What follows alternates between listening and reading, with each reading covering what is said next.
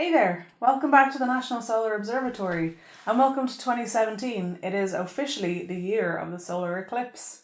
Since the eclipse is coming very quickly now, it's only 8 months away, coming the 21st of August 2017 this year. We hope that your eclipse planning is going really well. In the meantime, we're going to get back to some solar science. So in the last webcast, we spent some time learning about the different layers of the sun, especially those that we'll be able to see during the solar eclipse.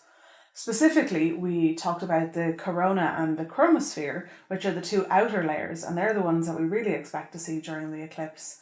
But what exactly are they made up of? So that's what we're going to delve into today. We're going to start talking about what exactly it is that we're seeing, not just the name of the layers of the sun, but also what exactly they're made up of.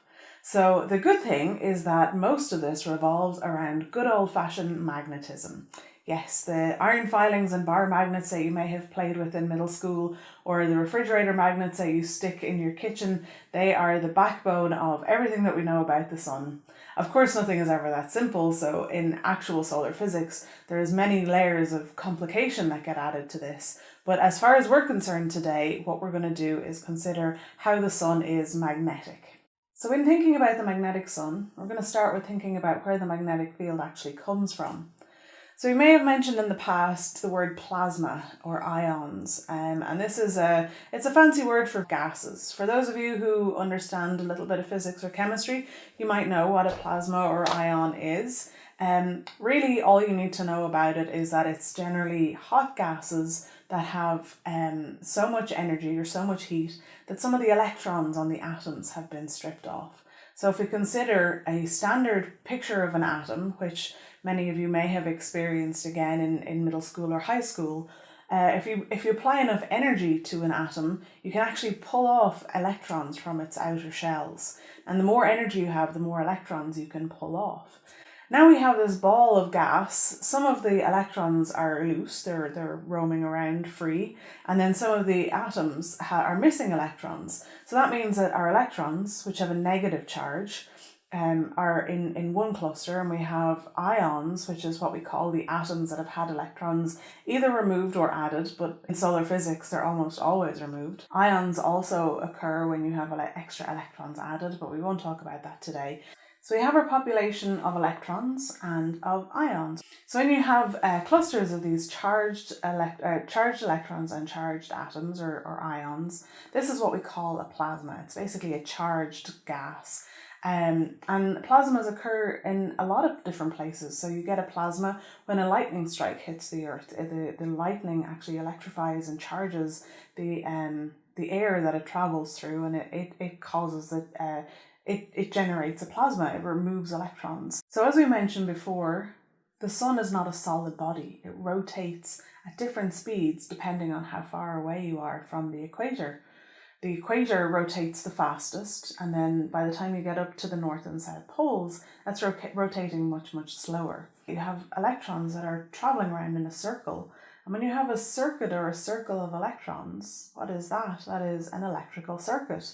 So in actual fact, we have a circuit around the sun where these electrons are moving in a circle, and whenever you have an electrical circuit, you also have a magnetic field. So last week we mentioned the tachocline, that weird boundary layer between the radiative zone and the convective zone, where the sun stops rotating all at the same speed in the core of the sun and starts rotating with this sort of fluid effect in the outer layers of the sun. And we think that the tachocline is also where the magnetic field is generated, where this circuit is flowing. But how does it actually get to the surface of the sun when it's generated under the photosphere, inside in the invisible part of the sun?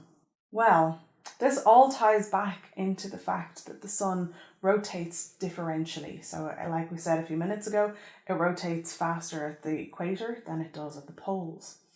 And so what happens is the magnetic field that's being generated is tied into the plasma. They're all connected. They can't pass through each other. And so as the plasma rotates with the rotation rate of the sun, it drags the magnetic field with it. Now, because the magnetic field is rotating faster at the equator, the same as the plasma is rotating faster at the equator than it is at the poles, what happens is it actually gets wound up and wound up in this region above and below the equator, you start to get these areas of dense magnetic field just above and just below the equator of the sun. Now this is still underneath the surface of the sun, we can't see this just yet. So as this wrapping effect happens, eventually there's so much magnetic field, it becomes magnetically buoyant, and it actually starts to rise up and burst through the surface of the sun. And this is what we see as sunspots. So the area where these magnetic fields start to rise up and they come through the photosphere, the area where the magnetic fields are actually connected into the surface, are what we see as sunspots. So it's not so much that there's no material there, it's just that the surface of the sun has been pushed aside, the plasmas and the photosphere have been pushed aside so as the magnetic fields can rise up and protrude out through the surface of the sun. This whole process of the magnetic field getting wrapped up as it goes around the sun takes a few years to develop, and it takes a few years to get to the stage where it's starting to protrude through the surface of the sun. But once the magnetic fields are actually bubbling out through the surface, they don't just stay like that. Nature inherently wants to have the lowest state of energy. It always wants to try and be as calm as possible. And having all of these big bulging magnetic fields bursting out through the surface, that's not very energetically neutral. That requires a lot of energy to keep those magnetic fields staying where they are. So what happens when we start to see all of these magnetic fields coming through the surface is when they start to interact with each other, if they start to get too close to each other, something happens called magnetic reconnection. Now we're not going to go into the details of magnetic reconnection, but you can think of it a bit like a short circuit. So if you have a magnetic loop that rises from the surface and then returns to the surface, and it starts to interact with another magnetic loop, instead of the two of them passing by each other nicely, they actually want to try and reconnect or touch off each other to try and create the lowest state of energy between them. And so sometimes what happens is these magnetic loops actually completely reform, and you end up with some of them lying much lower or maybe even being neutralized altogether, and then some of them may even be disconnected into little magnetic bubbles that can travel through space. And this reconnection process, although reconnection events happen on very, very short timescales, we're talking the order of seconds here, to the time that it takes for all of these big loops to be neutralized and eventually to calm down and for the sun to go back to having very little protruding magnetic field, also takes a number of years. And so this process, starting with the wrapping up of the magnetic field, the bursting through the surface, the magnetic reconnection, and then the simplifying of the field again, that takes about 11 years. So those of you who may have heard of an 11-year cycle on the sun, the solar cycle, of course, we're talking about, this is what the solar cycle is.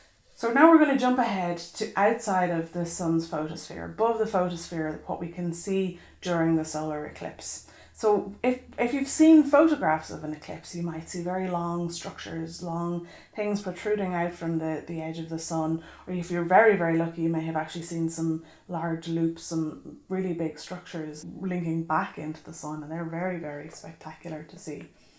And what those are, they are magnetic fields. Similar to when we have a bar magnet and we cover it with a piece of paper, and then we can sprinkle some iron filings over it, and we can see the iron filings tracing out the magnetic field.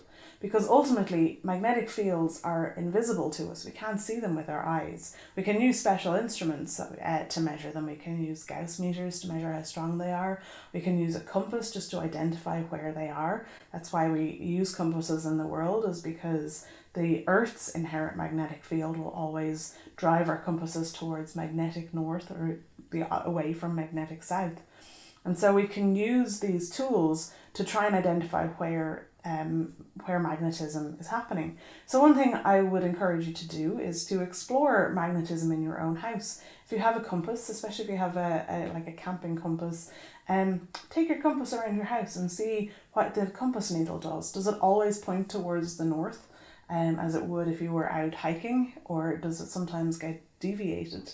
And if so, based on what we just talked about, especially when you think about magnetic fields which are caused by electric fields, which are caused in electric circuits, is there any electricity close by? Are there any materials that might be magnetic that might be interfering with your compass and causing it to go off course?